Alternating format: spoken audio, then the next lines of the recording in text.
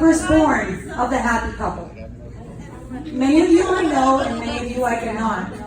But I want to thank each and every one of you for coming to celebrate the 50 years my parents have been together. One person that absolutely needs to be singled out is Sheila Karen. Sheila, can you stand up? Please. All right, well, she doesn't want to stand up. Sheila has gone above and beyond to help put this celebration together. And enough words do not exist on this planet to say how thankful we are. I love you. And if anyone has taken advantage of the open bar, please raise your glasses to Sheila and Cheryl, because they took care of that. I also want to thank my friend Melissa, who spent 6 hours with me yesterday. Oh, no. With her creative, artistic brain to put together the finishing touches of this party. So now I have to take a deep breath and try to get through this. I had to write it down so I don't forget anything. I'm already starting, sorry. And I have to do it before I play the video because I'm going to be a complete mess after that. So I'm going to start by saying, Mom and Dad, you definitely made my life a lot easier than I made yours.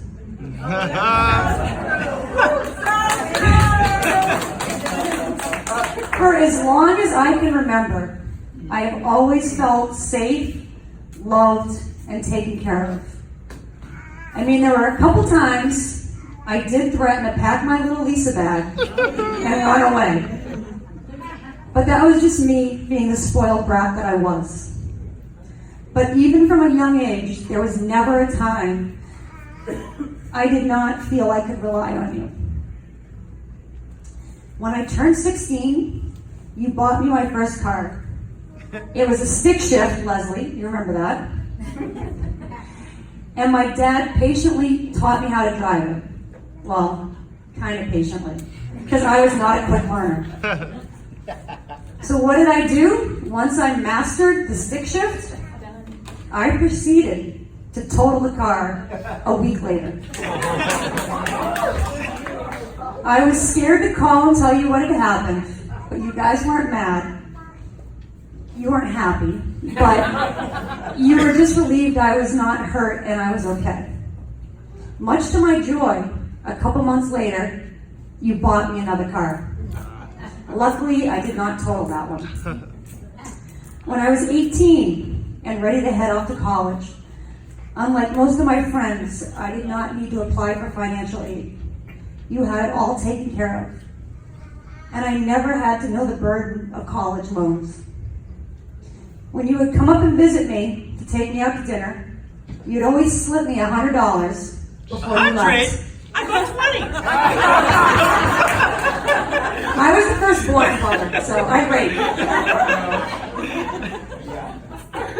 That was after you had already taken me food shopping and spent close to that. My roommate and I were the only ones on our floor that used real butter. As time went on, I realized that college was not for me. Sorry, I gotta flip this. Pretty sure being put on academic probation twice helped me come to that conclusion. But once again, I was afraid to tell you because I did not want to disappoint you. You were definitely not thrilled, but you allowed me to make my own decision. The one thing my dad told me was that if I was not going to be in school, I was going to pay rent. I think it was something like $100 a month. And God, did I complain about that. Damn, I wish my mortgage now was $100 a month. When I was 25, I figured out I was gay. Once again, I had to have the conversation I was afraid of having. I had met someone and was going to visit her in Florida and had to tell you. That was one of the few times I saw my dad cry. But he didn't cry because I told him I was gay. He cried because he was afraid I was going to move away and never see me again. I let him know That was never gonna happen. Ick, Florida. Can't stand it. Jen actually ended up moving to New Hampshire. And after getting to know her, my parents welcomed her into my family. And actually sometimes I thought they loved her more than me. When I was 38, for some reason, I suddenly became active in politics. I think you both thought I was a little crazy, but once again you were supportive. I decided to run for alderman, and you donated both your money and your time. You opened your checkbook and donated to my campaign. Luckily, my mom had the checkbook because he cringed when he saw how much she gave me. You also stood outside holding signs, asking people to vote for your daughter. Unfortunately, I was a total loser, but not for lack of moral support. Mom, you are the best person I know. Your heart knows absolutely no bounds. I am constantly amazed at how you always know just the right thing to say or do in any situation. Just this past week, I called you because I had to go visit a dying friend in the hospital and wasn't sure if I could handle it. You walked me through it and gave me the confidence to go say goodbye. I can only hope someday to be half the woman you are. Dad, you're not too shabby either. You are always a phone call away whenever I'm having a crisis. I don't know how many times I've called you because my snowblower would not start in the dead of winter, and you got in your truck and drove to Manchester to fix it. Don't worry though. Sorry. I've gotten better at winterizing it, so I don't think there won't be as many of those phone calls. You have told me my whole life that I am the apple of your eye, and there's nothing in this world that I would rather be. I'm not sure how many of you know that my parents have known each other almost their whole lives. They grew up next to each other in Nashua, and both families had a camp in Stoddard, New Hampshire.